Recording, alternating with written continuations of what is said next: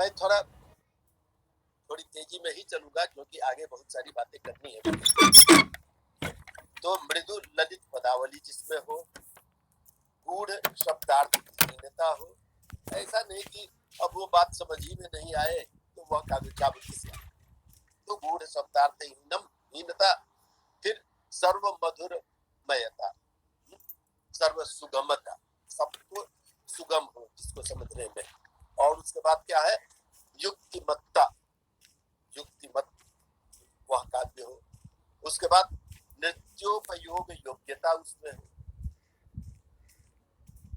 तो नृत्य की बातें भी उसमें कही गई हो, और बहुकृत रस मार्गता हो, अनेक प्रकार के रसों से वह समन्वित हो, और फिर उन्होंने कहा संधि युक्तता हो उसमें। तो ये 7 बातें।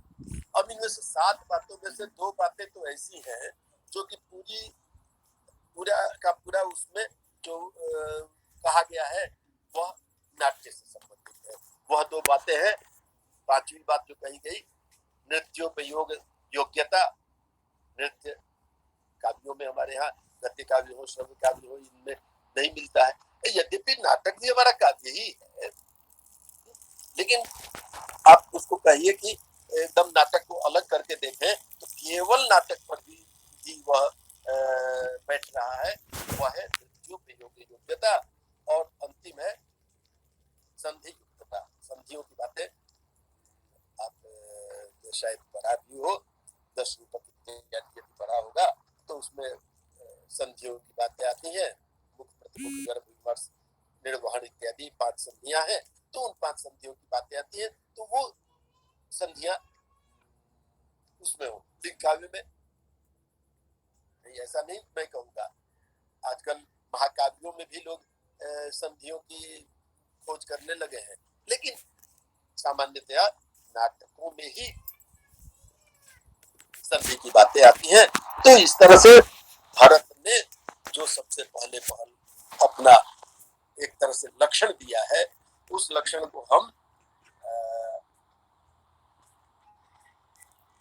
यद्यपि नाटक को ध्यान में रखकर उन्होंने दिया है, लेकिन हम उसको काव्य पर भी देख सकते हैं, और काव्य में ये गुण होने चाहिए ऐसा हम मानकर चलते हैं।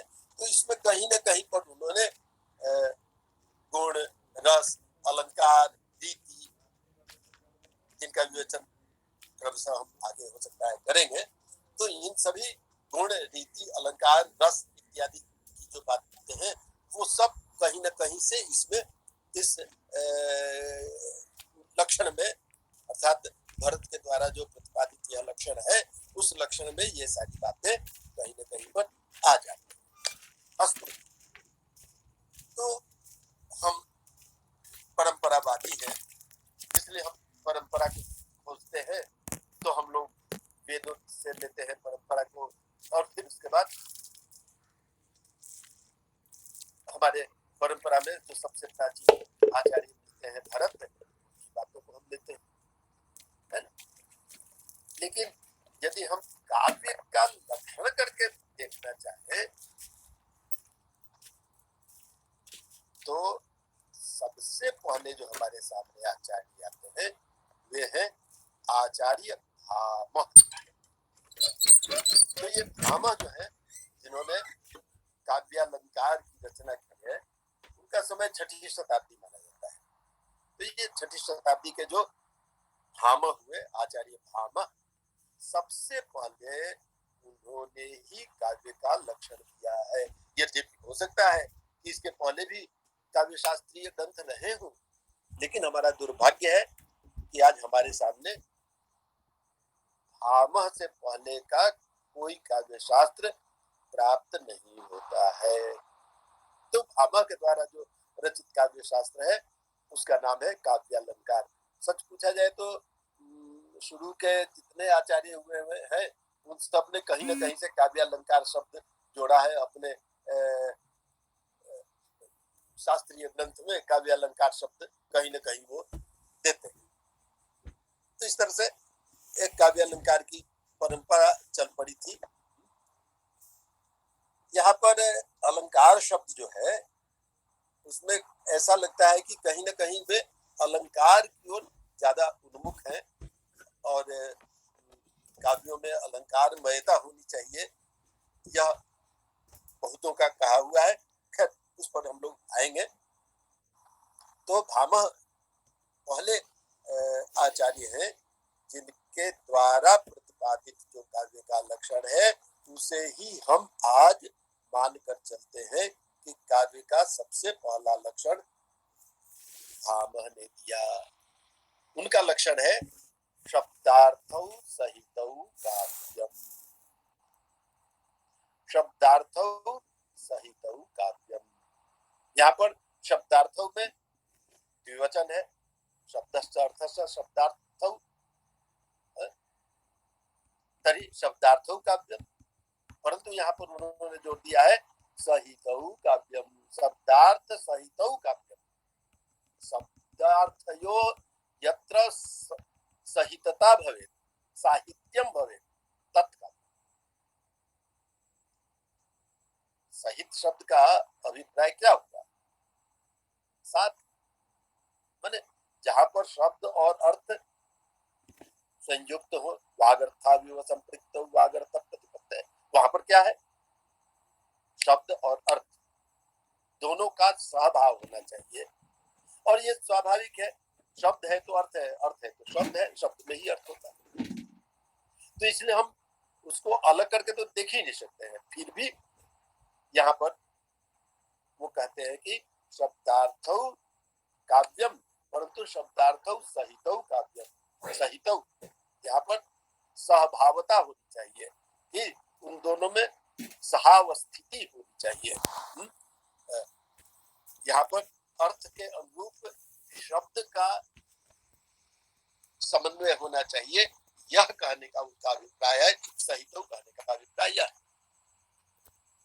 यह साहित्य शब्द भी सहित शब्द से बना है और वहां पर सहित का अभिप्राय यह है कि राहित्य का अभाव है। साहित्य किसे कहेंगे? जहां राहित्य का अभाव हो, यानी साहित्य वह तत्व है जिसमें ऐसा कुछ नहीं होता है जो नहीं हो। यानी साहित्य में हर प्रकार के ज्ञान के विषय जो है वो विद्यमान रहते हैं। तो ये एक सामान्य अर्थ है। लेकिन एक दूसरा अर्थ है कि वहां पर हित, हितेन सह सहित, तो हित के साथ यह सहित है। यह हित शब्द कैसे बना है, कोई बताइएगा? अक्ता प्रत्यय यहाँ लगा हुआ है, जो बता सके वो अनम्यूट करके बोले। धा धातु में क्त प्रत्यय लगा है तो हिता बनता है, परंतु धा का धातेर ही सूत्र से। हाँ, बहुत अच्छा। दधातेर ही यह सूत्र है, उस सूत्र से धा धातु का ही आदेश हो जाता है और ही आदेश होकर उसमें त लगकर हित शब्द बन जाता है। माने धा धातु जो है, धाय धारण पोषणयो, वो धातु पाठ में उसको परिगणित किया गया है कि जो धारण और पोषण करने वाला हो उसको धा धातु। तो हित जो होता है वह हमारा धारण पोषण करने वाला होता है। तो इस अर्थ का भी बोधक होता है साहित्य शब्द। तो उस तरह से सहित का वह अभिप्राय भी आप ले सकते हैं। यानी जो धारण पोषण करने वाला जो कुछ भी ज्ञान की राशि होगी उसको हम साहित्य कहेंगे।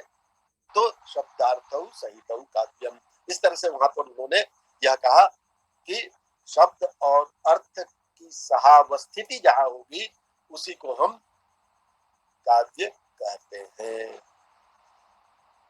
अब जब हम आगे की ओर बढ़ते हैं तो दूसरे आचार्य हमारे सामने आते हैं दंडी। क्रमशः मैं आप लोगों को बताना चाहता हूं कि किस प्रकार से क्रमिक विकास हुआ है काव्य के लक्षण के संबंध में। तो दूसरे आचार्य आते हैं, वे हैं दंडी। दंडी ने काव्य का लक्षण करते हुए कहा शरीरम तावदिष्टार्थम व्यवच्छिन्ना पदावली। दंडी के ग्रंथ का नाम है काव्यादर्श। उस काव्यादर्श में उन्होंने काव्य का लक्षण करते हुए कहा शरीरम तावत इष्टार्थम व्यवच्छिन्ना पदावली। शरीरम का अर्थ है काव्य। यहाँ पर शरीर शब्द से वो काव्य का बोध कर रहे हैं, यानी शरीरम यानी काव्यम, पदावली अंत में वो देते हैं पदावली, पदानाम अवधि, पदों का समूह। तो पदों का समूह ही काव्य, परंतु वह पदों का समूह कैसा हो इसी के लिए विशेषण के रूप में वो बीच में देते हैं कि तावत इष्टार्थम व्यवच्छिन्ना, इष्ट अर्थ से व्यवच्छिन्न। इष्ट का मतलब इच्छित, अभिप्सित, वांछित, जो भी कह लीजिए, जिसकी हम इच्छा करते हैं। तो किसकी इच्छा करते हैं? हमारी इच्छा कभी भी ऐसी नहीं होती है जो हमारे लिए उचित नहीं हो। तो इसलिए इष्ट अर्थ से व्यवच्छिन्न, व्यवच्छिन्न अर्थात युक्त। ये व्यवच्छिन्न शब्द जो है नव्य न्याय का शब्द आता है ना। तो इष्ट अर्थ से जो युक्त है, अभीप्सित अर्थ को बतलाने वाला जो है, अभीप्सित अर्थ कौन सा होगा? जिसमें हम ऐसा ही तो अर्थ चाहेंगे जो हमारे लिए रमणीय हो, रोचक हो, आनंदप्रद हो। तो इस तरह से रोचक, आनंदप्रद या मनोरम जो अर्थ को देने वाली पदावली, पदावली माने पद समूह। तो उस तरह के रोचक मनोरम अर्थ को देने वाला पद समूह जो होगा वही शरीरम, वही काव्य कहलाएगा। तो इस तरह से ये थोड़ा दूसरी ओर आए और इन्होंने कहा कि पदों का समूह, पद किसे कहते हैं? शब्द। अब उसके टेक्निकलिटी में मैं नहीं जा रहा हूँ। शब्द या पद दोनों पर्यायवाची के रूप में आते हैं, यद्यपि सुप्तिंगंतम पदम, तो ठीक है, उसमें तो सारे शब्द आ ही गए, है ना। तो इस तरह से पदों के समूह को, यानी शब्दों का जो समूह होगा और जो इष्ट अर्थ को देने वाला हुआ, फिर अर्थ आ गया, यानी पदों का ऐसा समूह, शब्दों का ऐसा समूह जो अभीप्सित अर्थ को, यानी रमणीय अर्थ को, रोचक मनोरम अर्थ को देने वाला होगा, वही काव्य कहलाएगा। तो इस तरह से शरीरम तावदिष्टार्थम व्यवच्छिन्ना पदावली। उसके बाद तीसरे आचार्य आते हैं, वे हैं वामन। उनका नाम है आचार्य वामन। वामन ने जिस काव्य शास्त्र की रचना की उसका नाम है काव्यालंकार सूत्र वृत्ति। देखिए वहां पर भामह ने काव्यालंकार लिखा, इन्होंने अपने ग्रंथ का नाम दे दिया काव्यालंकार सूत्र वृत्ति। तो वृत्ति के रूप में, सूत्र के तरह, सूत्र रूप में उन्होंने, कारिका के रूप में नहीं, शास्त्रों में जो पद्य होते हैं उन पद्यों को कारिका का, वैसे श्लोक सामान्य श्लोक या पद्य कहते हैं हम, लेकिन वही शास्त्र में होते हैं तो शास्त्र में होने वाले श्लोक को हम कारिका कहते हैं। तो अधिकांश लोगों ने कारिका, लेकिन कुछ लोगों ने सूत्रबद्ध किया है। तो इन्होंने सूत्र के रूप में काव्यालंकार सूत्र और उस पर वृत्ति लिखी। वे कहते हैं क्या कि काव्यम ग्राह्यम अलंकारात्,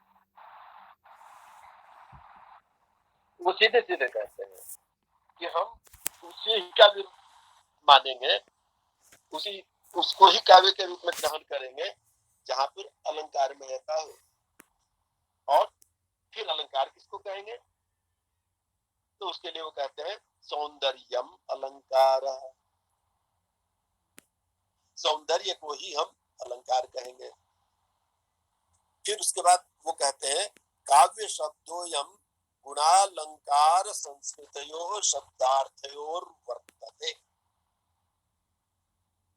अब इन बातों को देकर कि अलंकार के द्वारा ही हम काव्य को ग्राह्य मानेंगे, फिर सौंदर्य को ही अलंकार कहते हैं, इन बातों को कहने के बाद वे कहते हैं क्या कि काव्य शब्दोयम, यह काव्य का लक्षण आप करने जा रहे हैं, किसको काव्य कहेंगे? तो उसके लिए कहते हैं काव्य शब्दोयम गुणालंकार संस्कृतयो शब्दार्थयो वर्तते। यहाँ भी वे फिर शब्दार्थयो, जो भामा ने कहा था कि शब्दार्थ काव्यम, तो ये भी कहते हैं क्या कि शब्दार्थ तो होना ही चाहिए, शब्दार्थयोर वर्तते। परंतु शब्दार्थ में क्या होना चाहिए?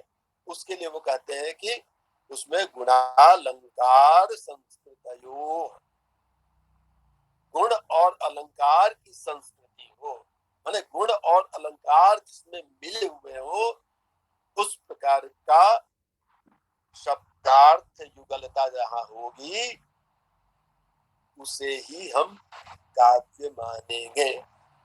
तो यहाँ पर एक थोड़ा और आगे की ओर बढ़ते हुए कहते हैं क्या कि जहां पर गुण और अलंकार की बातें आती हो, तो इस तरह से अभी तक किसी ने गुण अलंकार इत्यादि की चर्चा नहीं की थी।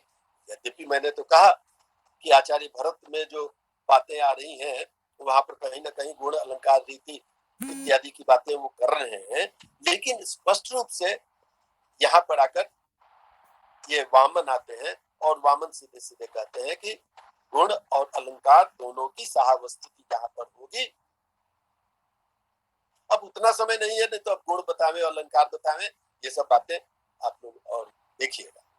तो गुण और अलंकार की जहां पर सहावस्थिति होकर और शब्दार्थ युगल होगा, उस शब्दार्थ युगल को ही हम काव्य कहेंगे। लेकिन यहाँ पर भी वो शब्दार्थ को ही काव्य मान रहे हैं, यानी अभी तक जो उन्होंने भामा ने कहा था शब्दार्थौ काव्यम, उस शब्दार्थों को ये भी मान रहे हैं। और जो दंडी ने भी कहा कि इष्टार्थव्य चिन्ह पदावली, तो पदावली माने पद समूह माने शब्द और वह अर्थ से युक्त हो, तो इस तरह से वहां भी अर्थ और शब्द को ही माना गया है। तो इस तरह से वे भी उसी प्रकार की बात मानते हैं। वे वस्तुतः रीतिवादी काव्य शास्त्री हैं, तो आगे चलकर वो काव्य के लिए रीतिरात्मा काव्य से, काव्य की आत्मा रीति होती है। ये काव्यात्म प्रसंग एक अलग सिद्धांत है जिसमें 6 प्रकार के संप्रदाय आते हैं कि कोई कहते हैं कि कौन सी आत्मा है, कौन सा काव्य की क्या आत्मा है। तो ये मानते हैं क्या कि रीति ही काव्य की आत्मा है, लेकिन काव्य का लक्षण ये नहीं वस्तु। उसके बाद आते हैं एक आचार्य जिनका नाम है रुद्र। हमने देखा कि भामा ने अपने ग्रंथ का नाम रखा था काव्य अलंकार, रुद्रट भी अपने ग्रंथ का नाम काव्य अलंकार ही रखते हैं। तो रुद्रट का काव्य अलंकार, भामा का काव्य अलंकार, इस रूप में काव्य अलंकार नाम फिर इन्होंने भी रख दिया अपने ग्रंथ का। और जिस तरह से उन्होंने कहा था शब्दार्थ सहित काव्यम, इन्होंने सहित को हटा दिया और सीधे सीधे कह दिया शब्दार्थ काव्यम। इनको लगा कि सहित का नहीं, क्या जरूरत है, शब्दार्थ का स्वभाव काव्य है, यह कहने की क्या जरूरत है, शब्दार्थ काव्य, शब्द और अर्थ का दिक्कत है। वस्तुतः जब लक्षण हम किसी चीज का करने लगते हैं तो न्याय दर्शन ने इस पर बहुत विस्तार से विवेचन किया है कि लक्षण कैसे किया जाता है। तो वो कहता है क्या कि लक्षण ऐसा होना चाहिए जो असाधारण धर्म का कथन करता हो, जैसे man is a rational animal, मनुष्य एक विवेकशील प्राणी है, तो विवेकशीलता एक ऐसी चीज है जो कि अन्य किसी पशु में नहीं होती, तो यह असाधारण धर्म हुआ, है ना। तो इस तरह से असाधारण धर्म को कहना ही लक्षण कहलाता है, लेकिन उस लक्षण यदि उससे इधर उधर होने लगे तो उसमें 3 तरह के दोष हो जाते हैं, अव्याप्ति, अतिव्याप्ति और असंभव। तो ये सब इनमें दोष आ सकते हैं। अतिव्याप्ति दोष, उसमें शब्दार्थों काव्यम यदि कहेंगे, चाहे शब्दार्थों सहित काव्यम कहेंगे, तो शब्द और अर्थ अहम गृहम गच्छामि यह शब्दार्थ नहीं है क्या, तब तो वो भी काव्य हो जाएगा। तो इस तरह से ये प्रश्न उन सब पर उठाया जाता है ना। तो इसलिए यहाँ पर शब्दार्थम काव्यम यह जो कहा गया है, इस पर वो सब प्रश्न पूछते हैं, लेकिन छोड़िए उन बातों को अभी रखने की जरूरत नहीं है। सामान्य रूप से शब्दार्थ का युगल जो होगा वही काव्य होता है। तो ये फिर रुद्रता है जिन्होंने घूम फिर कर उन्हीं बातों को लोग रख रहे हैं। अब उसके बाद आते हैं कि आचार्य कुंतक। कुंतक जो है वो वक्रोक्त जीवित नामक ग्रंथ के रचयिता है। इन्होंने भी अपना एक संप्रदाय चलाया, जैसे रीतिरात्मक काव्य उन्होंने कहा था, उसी ढंग से इन्होंने कहा कि वक्रोक्ति ही काव्य जीवितम, वक्रोक्ति ही काव्य का जीवन है। उस बात को हम नहीं ले रहे हैं, हमें देखना है कि काव्य का लक्षण कुंतक ने क्या किया है। वो कहते हैं शब्दार्थौ सहितौ वक्र कवि व्यापारशालिनी बंधे व्यवस्थितौ काव्यम तद्विदाह्लादकारिणी। ये भी कोई अलग हटके नहीं कह रहे हैं। शुरू में जो इन्होंने कहा शब्दार्थौ सहितौ, तो जो भामह ने कहा था शब्दार्थौ सहितौ काव्यम, उसी बात को ये देते हैं। लेकिन शब्दार्थ का सहावस्थिति कैसी हो, इसके लिए वो कुछ और विशेषण यहाँ जोड़ देते हैं। वो विशेषण क्या है? तो वक्र कवि व्यापारशालिनी। वस्तुतः वो वक्रोक्ति को महत्वपूर्ण मानते हैं। वो कहते हैं क्या कि रामः गृहं गच्छति, इस तरह का वाक्य जो है इसमें क्या विशेषता है? विशेषता तो तब न होगी जब उसमें कुछ वक्र उक्ति हो, है ना, कुछ अलग टेढ़ापन लिए हुए जब कहा जाए और उससे कुछ विशिष्ट बात निकलती हो। और इसीलिए वो अलंकारों में भी वक्रोक्ति अलंकार को सबसे महत्वपूर्ण मानते हैं, और इसीलिए वो कहते हैं कि वक्रोक्ति ही काव्य की आत्मा है।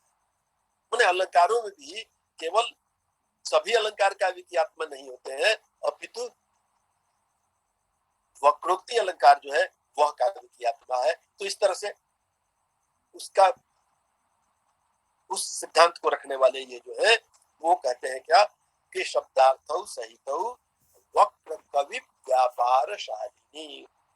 वक्र कवि व्यापारशालिनी, वक्रता युक्त शब्दार्थ को कहने वाले काव्य कवि का जो व्यापार होगा, उस व्यापार से युक्त बंधे व्यवस्थित काव्यम, उस प्रकार के बंधन से व्यवस्थित सुगठित जो काव्य होगा वही काव्य तद्विदाह्लादकारिणी, वही हमारे भीतर आह्लाद को उत्पन्न कर सकता है, आनंद को उत्पन्न कर सकता है। इसलिए वह काव्य होगा जिसमें शब्दार्थ युगल तो हो, लेकिन शब्दार्थ युगलता के साथ साथ उसमें क्या होना चाहिए कि वक्र कवि व्यापारशालिनी, वह माने कवि के द्वारा वक्र रूप से कुछ विशिष्ट प्रकार की बात इसमें की गई हो, उस प्रकार के बंधन से जो व्यवस्थित हो, सम्यक रूप से जो संगठित सुगठित हो, उस प्रकार का काव्य होता है। और तभी वह काव्य हमारे भीतर आह्लाद को, आनंद को उत्पन्न कर पाने में समर्थ होता है। तो इस तरह से उन्होंने शब्दार्थों सहित काव्यम को तो पूरी तरह से माना। इस कारिका में, यहाँ की इसको हम कारिका कहेंगे क्योंकि श्लोकबद्ध है, तो उसमें शब्दार्थों सहित काव्य, ये तीनों पद जो है वो इसमें विद्यमान है। प्रथम शुरू में दो शब्द जो है शब्दार्थों सहित, और दूसरी पंक्ति में काव्यम शब्द को इन्होंने रखा, तो शब्दार्थों काव्यम जो भामह ने कहा था वही बात यहाँ पर भी आ गई। लेकिन शब्दार्थों जो होगा वह कैसा होगा, इसी के लिए वो कहते हैं क्या कि वक्र कवि व्यापार साधिनी। वह कवि का जो व्यापार होगा, कवि का जो काव्य होगा वह क्या होगा, तो वक्रता पूर्ण अपनी बातों को रखने में समर्थ होगा। उस तरह से बंधन से युक्त जो होगा वह हमारे भीतर आह्लाद को उत्पन्न करने में समर्थ होगा। इस तरह का काव्य होना चाहिए। तो ये आ गए कुंतक ने इस तरह से बातें कही। उसके बाद हम आगे बढ़ते हैं तो आते हैं राजा भोज, बहुत प्रसिद्ध भोजराज। वो एक बहुत प्रसिद्ध राजा भी थे और कहा जाता है कि उन्होंने बहुत सारे काव्य शास्त्रीय ग्रंथों या कुछ और भी उस तरह से उन्होंने लिखा है ना। तो उसका जो सरस्वती कंठाभरण है उसमें उन्होंने काव्य का लक्षण करते हुए कहा है, निर्दोषम गुणवत् काव्यम अलंकारैरलंकृतम रसान्वितम कवि कुर्वन् कीर्तिम प्रीतिं च विन्दते। वही शब्दार्थ से हटकर तो कह नहीं सकते। काव्य क्या होगा, शब्दों का ऐसा सार्थक समूह होगा जिसमें कुछ विशिष्ट अर्थ निकले, वही तो काव्य कहलाएगा। इसलिए उससे कहां से अलग हो सकते हैं, शब्द और अर्थ की बातें तो करेंगे ही करेंगे, है ना।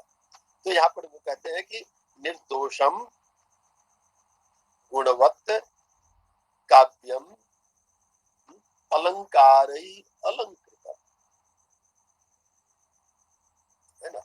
तो यहाँ पर अभी तक में तीन बातें कह दी उन्होंने कि निर्दोष होना चाहिए, दोष से रहित होना चाहिए, गुणवत् गुण से युक्त होना चाहिए, और अलंकारैः अलंकृतम, ये तीसरी बात कि अलंकारों से वह अलंकृत हो। तो गुण से युक्त हो, दोष से रहित हो, और अलंकारों से अलंकृत हो। गुण क्या है, माधुर्य ओज प्रसाद, और दोष क्या होते हैं, पदे पदांशे शब्द, पदे पदांशे वाक्यर्थे संभवन्ति रसे, पांच प्रकार के रस दोष कहे जाते हैं, पद पदांश वाक्य अर्थ और रस में होने वाले। तो इन सभी पांच प्रकार के दोषों से जो रहित हो, और अलंकार ही अलंकृतम, अलंकारों से अलंकृत हो, यानी अलंकारों में भी शब्दालंकार और अर्थालंकार की बातें कही गई है। तो उस तरह से उन अलंकारों से अलंकृत हो। वस्तुतः जो भामह हमारे पहले आचार्य आते हैं वे अपने विवेचन में शब्दालंकार को ही ज्यादा महत्वपूर्ण मानते हैं। अस्तु, तो यहाँ पर ऐसी कोई बात नहीं है। यहाँ पर ये कहते हैं क्या कि अलंकारों से अलंकृत होना चाहिए, तो दोष रहित हो, गुण से युक्त हो, और अलंकारों से अलंकृत हो, और तब उसके बाद फिर कहते हैं रसान्वितम, और रस से भी अन्वित हो, रस से भी जो युक्त हो। कवि कुर्वन् कीर्तिं प्रीतिं च विन्दति, इस प्रकार का काव्य करता हुआ कीर्ति और प्रीति को प्राप्त करता है। अब उसके बाद जो काव्य का सबसे प्रसिद्ध लक्षण है, इसको हम ये नहीं कह रहे हैं कि वही सर्वमान्य लक्षण होना चाहिए, लेकिन सर्व प्रसिद्ध लक्षण यदि हम किसी से पूछते हैं कि काव्य का क्या लक्षण है, तो वो सीधे सीधे मम्मट का जो काव्य लक्षण है उसी को उच्चरित कर देता है। तो हम अब मम्मट पढ़ाएंगे कालक्रम से। अब उसके बाद मम्मट का समय आता है। मम्मट ने काव्य प्रकाश की रचना की है, आप सभी जानते हैं उनकी रचना कम से कम, है ना। और उन्होंने जो काव्य का लक्षण दिया है प्रायः मैं समझता हूँ कि आप सबको ध्यान में होगा ही। इसके उच्चारण करने में थोड़ी भूल लोग करते हैं, तो मैं उच्चारण कर रहा हूँ, थोड़ा ध्यान दीजिएगा। देखिए, तददोषौ शब्दार्थौ सगुणा वनलंकृति पुनः क्वापि। प्रायः लोग तद्दोषौ कर देते हैं, तद्दोषौ नहीं है, द हलंत नहीं है, तत् अदोषौ। तददोषौ शब्दार्थौ सगुणा वनलंकृति पुनः क्वापि। वहां पर अनलंकृति त में दीर्घिकार है ना। अनलंकृति द्विवचन है। क्यों द्विवचन है? क्योंकि वो शब्दार्थों का विशेषण है। और तत् जो है, तत् उन्होंने काव्य का प्रयोजन सबसे पहले बताया था, तो वहां पर काव्य शब्द दिया हुआ है, तो उसी का सर्वनाम पद है ये। संज्ञा के बदले में आने वाले को सर्वनाम कहते हैं। तो तत् जो है सर्वनाम है, तो तत् यानी काव्य। तो तत् अदोषौ शब्दार्थौ सगुणौ अनलंकृति पुनः क्वापि। तो इस तरह से यहाँ पर तत् यानी काव्यम, कौन सा काव्य होगा? शब्दार्थौ। अब वही बात तो आ गई जो भामा ने या रुद्र ने कही थी, वही बात यहाँ भी है, शब्दार्थों काव्य। अब फिर उसमें कुछ पद उन्होंने जोड़े हैं। शब्दार्थों के लिए कुछ विशेषण पद इनके हैं। वे क्या है? सबसे पहला पद है अदोषौ। शब्दार्थों द्विवचन में है, इसीलिए जितने विशेषण भी होंगे, विशेष पद जिस लिंग वचन विभक्ति का होता है, विशेषण भी उसी लिंग, उसी वचन, उसी विभक्ति में होता है। ये सामान्य नियम है ना। तो शब्दार्थौ यह जो विशेष पद है, उसके विशेषण के रूप में सगुणौ, नहीं अदोषौ पहले है, फिर सगुणौ है, और तीसरे में अनलंकृति पुनः क्वापि। अलंकार से रहित नहीं भी हो तो भी, यानी अलंकार होना चाहिए, लेकिन यदि अलंकार नहीं भी है तो भी वह काव्य होगा। तो इस तरह से यहाँ पर उन्होंने लक्षण किया कि शब्दार्थ युगल ही काव्य है। ठीक है। यह बार बार आप कहीं भी इंटरव्यू वगैरह में भी जाइएगा, इनमें से कुछ लोग ऐसे जरूर होंगे जो कि अभी आगे चलकर लेक्चर वगैरह होंगे, तो वहां पर इंटरव्यू इत्यादि में यह पूछा जाता है। इसमें कुछ जो बहुत महत्वपूर्ण विषय हैं उनकी ओर थोड़ा आप लोगों को ध्यान दिला देना चाहता हूँ कि यहाँ पर ये एक शब्द तो वही अनलंकृति पुनः क्वापि में आता है कि अनलंकृति में दीर्घिकार क्यों है? तो दीर्घिकार इसलिए है क्योंकि वहां पर ये द्विवचन है। अलंकृति अलंकृति अलंकृतयः, अलंकृते अलंकृति अलंकृतयः, मति मति मतयः। तो उस तरह से अलंकृति में यहाँ पर द्विवचन है क्योंकि वो शब्दार्थों का विशेषण है। एक तो ये प्रश्न आता है। एक बहुत बड़ा प्रश्न पूछा जाता है कि क्या मम्मट जो है वो रस नहीं मानते हैं? अरे वो तो रसवादी आचार्य है, तो उन्होंने रस क्यों नहीं रखा इसमें? इसके पहले हम लोगों ने देखा कि वो भोजराज है, वो सीधे सीधे कहते हैं निर्दोषम गुणवत् काव्यम अलंकारैः अलंकृतम और रसान्वितम कवि कुर्वन् कीर्तिम कीर्तिम प्रीतिम च वन्दति। तो वहां पर तो रस की भी बात करते हैं, यहाँ पर इन्होंने रस की बात नहीं की है। यह एक प्रश्न पूछा जाता है। इसका उत्तर यह है कि यहाँ पर सगुणौ शब्द का इन्होंने उल्लेख किया है, माने गुण युक्तौ। शब्दार्थ कैसे हो? तो गुण से युक्त हो। और गुण क्या है? गुण की परिभाषा दी गई है, ये रसस्यांगिनो धर्मा शौर्यादय युवात्मना उत्कर्ष हेतुवस्तेषु रचन स्थितयो गुणा, है ना। तो उत्कर्ष, ये रसस्यांगिनो धर्मा, गुण क्या होते हैं कि वो रस के अंगी धर्म है। अंगी मतलब कि अंगी कहते हैं आत्मा को, ये अंग हुआ पूरा शरीर और उसमें अंगी के रूप में आत्मा विद्यमान है। तो उसी तरह से गुण कहाँ होता है, तो वह आत्मभूत जो रस है उसमें। तो गुण जब हमने कह दिया तो रस तो अपने आप हो ही गया। इसलिए यहाँ पर यदि प्रश्न उठता है कि वहां यहाँ उन्होंने रस का उल्लेख नहीं किया है, तो रस का नहीं उल्लेख किया है, ठीक है, लेकिन उन्होंने गुण का उल्लेख कर दिया है और गुण का उल्लेख करने के कारण वहां पर रस भी तो अपने आप वर्णित हो ही गया, उल्लिखित हो ही गया। इसलिए सगुण कह देने पर वहां पर सरसौ का भी अभिप्राय हो जाता है। तो ये सब प्रश्न पूछे जाते हैं। बस तो मैं समय देख रहा हूँ कि भाग रहा है बहुत तेजी में, तो इसलिए थोड़ी तेजी मैं भी करता हूँ। अब आगे चलकर आए विश्वनाथ। विश्वनाथ महापात्र जो उत्कलीय थे, उन्होंने साहित्य दर्पण की रचना की है और वो कहते हैं, इनका खूब खंडन करते हैं।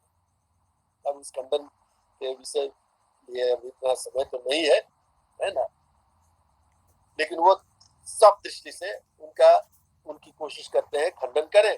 लेकिन वस्तुतः मम्मट तो मम्मट है। मम्मट ने जो काव्य का लक्षण दे दिया है वह आज तक में माना जाता है कि उसको हम अभी भी सर्वोत्कृष्ट नहीं कर रहे हैं, लेकिन एक उत्कृष्ट वह काव्य का लक्षण है। लेकिन जब साहित्य दर्पणकार विश्वनाथ आते हैं तो वो कहते हैं क्या कि वाक्यम रसात्मकम काव्यम, सीधे सीधे वो कहते हैं क्या, अरे रस जब विद्यमान है तो वही काव्य है। रसात्मकता जिस तरह के वाक्य में होगी वही काव्य है। वाक्यम रसात्मकम काव्य, मैंने ऐसा वाक्य ही रसात्मक हो जाए, काव्य हो जाएगा जिसमें कि रसमयता हो। और रसमयता यदि है तो सब कुछ उसमें विद्यमान अपने आप हो जाएगा। इसलिए वो कहते हैं क्या कि वाक्यम रसात्मकम काव्यम। यहीं पर कुछ और आचार्य जो है उनकी बातों को मैं केवल संक्षेप में कह देना चाहता हूँ कि एक हेमचंद्र है जो काव्यानुशासन के रचयिता है, बहुत प्रसिद्ध आचार्य है, गुजरात के थे और उनकी शिष्य परंपरा बहुत अच्छी थी। वो कहते हैं अदोसौ, वही मम्मट ने जो बात कही थी उस पर बहुतों ने अपना काव्य लक्षण दे दिया, तो सीधे सीधे वो मम्मट के काव्य लक्षण को ही कुछ अलग ढंग से बोल देते हैं। अदोसौ सगुणौ सालंकारौ च शब्दार्थौ काव्यम। यहाँ पर इन्होंने क्या किया, तदोषौ शब्दार्थौ सगुणावलंकृति पुनः को आपकी उसको ही यहाँ दे दिया। फिर उसके बाद वाग्भट आते हैं, वाग्भट अलंकार उनका है, उसमें वो कहते हैं शब्दार्थौ निर्दोषौ सगुणौ प्रायः सालंकारौ, जैसे अनलंकृति पुनः को आपकी यदि अलंकार नहीं भी हो कहीं तो भी वह काव्य काव्य है। तो इसीलिए यहाँ पर ये भी इसी ढंग की बात, मैंने पूरी तरह से मम्मट के सिद्धांत को ही इन्होंने अपने ढंग से कह दिया है। शब्दार्थौ निर्दोषौ सगुणौ प्रायः सालंकारौ च काव्यम। इस तरह से काव्य का लक्षण उन्होंने वाग्भट ने किया है, यहाँ पर कोई विशेषता नहीं है। उसके बाद आते हैं एक विद्यानाथ जो कि प्रताप रुद्रीय या प्रताप रुद्र यशोभूषण नामक ग्रंथ है उसके रचयिता है। वे भी उसी ढंग की बात कहते हैं। वो कहते हैं गुणालंकार सहित शब्दार्थ दोष वर्जित, वही बात, गुणालंकार सहित शब्दार्थ दोष वर्जित, उन्हीं बातों को इन्होंने भी रख दिया है। तो इस तरह से ये विद्यानाथ हुए। फिर उसके बाद एक आते हैं जयदेव। जयदेव ने चंद्रालोक लिखा और उसी पर अप्पय दीक्षित ने कुवलयानंद नामक टीका लिखी और कुवलयानंद ज्यादा महत्वपूर्ण हो गया, वो अलंकार का यह ग्रंथ है। तो उसमें वो कहते हैं निर्दोषा लक्षणवती सरितिर गुणभूषणा, कि निर्दोषा वही अदोष दोष रहित हो और लक्षणवती लक्षणों से युक्त हो, सरीति रीतियों से युक्त हो और गुणभूषण गुणों के भूषण से कोई वह युक्त हो। तो उस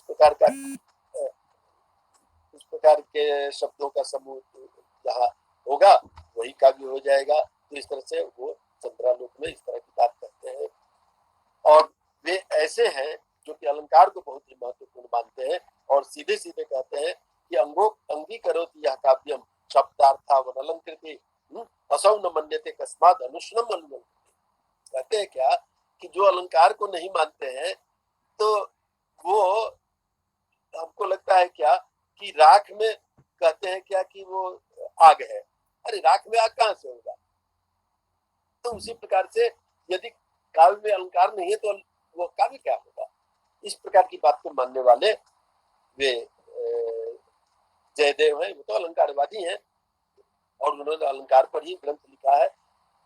तो इस प्रकार से एक लंबी परंपरा आती है जिसमें काव्य के लक्षण की बातें कही गई है। लेकिन अभी एक अंतिम आचार्य अभी भी अवशिष्ट रह जाते हैं और वो आचार्य है पंडित राज जगन्नाथ।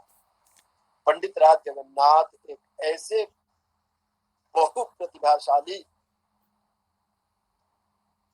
शास्त्रकार और विद्वान हुए हैं जिनके विषय में कहा जाता है कि यदि जो उन्होंने कुछ सिद्धांत बना दिए हैं और उन सिद्धांतों का कोई खंडन यदि करेगा तो समझिए कि वही फिर दूसरे जन्म में आ गए हैं और तब उन्होंने अपने सिद्धांत का खंडन किया है। यानी उनके सिद्धांतों को माना जाता है कि वो अकाट्य सिद्धांत है। और वे शाहजहां के दरबारी थे पंडित राज जगन्नाथ, और उन्होंने रसगंगाधर नामक जिस काव्य शास्त्रीय ग्रंथ की रचना की, उस काव्य शास्त्रीय ग्रंथ में उन्होंने जो लक्षण दिया है उस लक्षण को बहुत ही उत्कृष्ट लक्षण माना जाता है। आप कह सकते हैं कि मम्मट के काव्य लक्षण को कोई चैलेंज दे सकता है तो वह है पंडित राज जगन्नाथ का। वे कहते हैं रमणीयार्थ प्रतिपादक शब्द काव्यम। शब्द काव्यम, शब्द ही काव्य। कैसा शब्द काव्य है उसके लिए वो विशेषण देते हैं रमणीयार्थ प्रतिपादक, जो रमणीय अर्थ को बतलाने वाला है। यहाँ पर जिस तरह से इन्होंने बातें कह दी इसका कोई खंडन नहीं हो सकता है। जो ऐसा शब्द जो रमणीय अर्थ को देने वाला है, अब इससे बढ़कर और क्या हो सकता है? तो इस तरह से एक रमणीय शब्द देकर उन्होंने यह दिखा देने का प्रयत्न किया है कि रमणीयता से युक्त जो, और रमणीयता कैसी होगी, जो कि हृदय के आह्लाद को उत्पन्न करने वाली होगी, चमत्कृति को उत्पन्न करने वाली होगी। और इस तरह से चमत्कृति को उत्पन्न करने वाला जो शब्द में रहने वाला जो अर्थ होगा वही काव्य होगा। और इस तरह से इन्होंने काव्य का लक्षण किया है। अब मेरा समय भी समाप्त हो गया है, लेकिन अभी भी यदि आप लोगों को कुछ, अभी मैं इसको थोड़ा विस्तार से बतलाना चाह रहा था, लेकिन अब समय समाप्त हो गया है। फिर भी यदि आप लोग में से कोई कुछ विशेष पूछना चाहते हो तो पूछ सकते हैं। नमो नमः महोदय, अहं पप्पू अस्मि। अत्र यत् काव्यलक्षणं भवता उक्तं व्याख्यायितं, तेषु काव्यलक्षणेषु भागद्वयं भवति। एकस्मिन् भागे ये आचार्याः सन्ति ते स्वीकुर्वन्ति यत् शब्दार्थो काव्यम् इति। द्वितीयभागे शब्दः एव काव्यम्, अतः अर्थस्य तत्र महत्ता अहं चिन्तयामि न्यूना अस्ति। किन्तु अन्तिमे पंडितराज जगन्नाथ महोदयाः उक्तवन्तः यत् ये रमणीयार्थ प्रतिपादकः शब्दः एव काव्यम् इति। किन्तु तस्मिन् मार्गे एव वयं चिन्तयामः किं यत् दण्डिना अपि उक्तं यत् शरीरं तावदिष्टार्थः व्यवच्छिन्ना पदावली, अतः ते अपि मन्यन्ते यत् शब्दः एव काव्यम् इति। अहं तु उक्तवान् एव, मम पार्श्वे बहु अधुना वक्तव्यमासीत्। अत्र निश्चयेन दण्डिनः प्रभावः अस्ति पण्डितराज जगन्नाथोपरि। सः यथा कथयति तथैव एषः अपि कथयति। तत्र शब्दस्य प्राधान्यम् अस्ति, परन्तु शब्दः कथं भवति? शब्दे एव तु अर्थः भवति। अत एव शब्दः अर्थहीनः न भविष्यति, अन्यथा सः शब्दः एव नास्ति। अतएव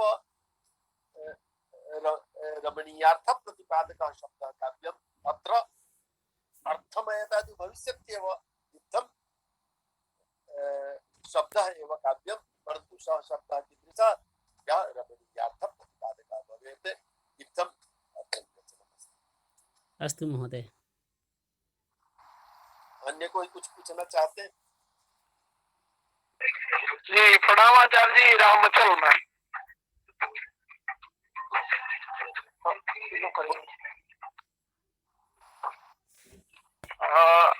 मेरा प्रश्न है आचार्य जी कि जो कुंतक जी परिभाषा दिए उसमें बंद जो शब्द आया है उसका क्या अभिप्राय है वहाँ? बंद का अर्थ दो अर्थ हम कर सकते हैं। बंद का अर्थ यहाँ पर बंधन है, माने सुगठित बंधन जिसका हो। अब बंध का एक अर्थ काव्य भी होता है ना, तो उस प्रकार का काव्य हो, तो दोनों ही अर्थ हम इसमें यहाँ पर चाहे तो कर सकते हैं। लेकिन यहाँ पर सामान्य रूप से जो सुगठित बंधन जिसका हो उस तरह का काव्य होना चाहिए, यह ठीक।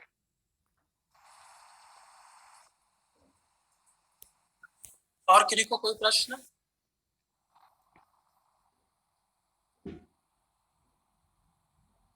चलिए, धन्यवाद आचार्य जी।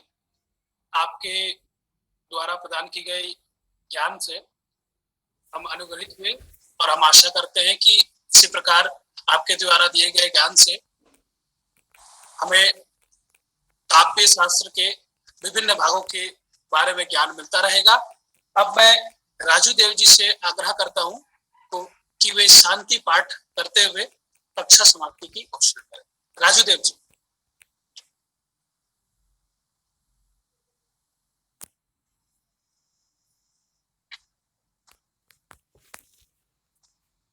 आवाज आ रही है राजू देव जी?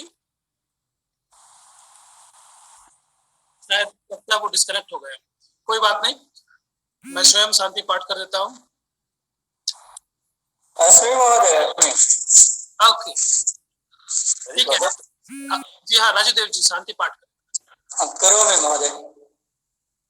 ओम पूर्णमदः पूर्णमिदं पूर्णात् पूर्णमुदच्यते पूर्णस्य पूर्णमादाय पूर्णमेवावशिष्यते। ओम शांति शांति शांति। पूर्णमेव